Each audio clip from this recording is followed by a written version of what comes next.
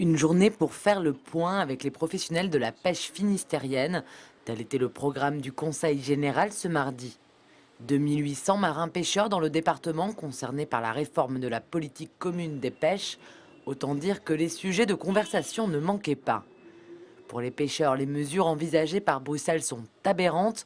En témoigne le projet de rejet zéro qui obligerait les pêcheurs à ramener à terre tous les poissons et crustacés pêchés, peu importe leur espèce et leur taille. Nous, on a toujours préconisé des mesures techniques pour trier directement sur le fond et garder bien évidemment des tailles minimales biologiques pour permettre aux poissons de se reproduire, ce qui n'est pas du tout le cas avec le zéro rejet.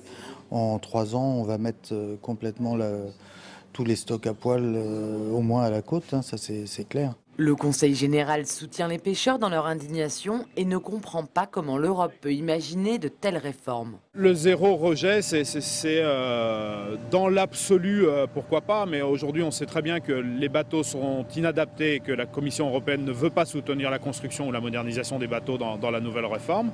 Que le zéro rejet aujourd'hui ça mettrait en cause l'équilibre économique des bateaux et même leur sécurité, que le zéro rejet a surtout pour finalité, nous le disons très fortement, d'alimenter une filière, c'est la filière d'alimentation animale et c'est absolument pas ce que nous souhaitons et c'est surtout mettre à mal tous les efforts de sélectivité faits par les pêcheurs finistériens.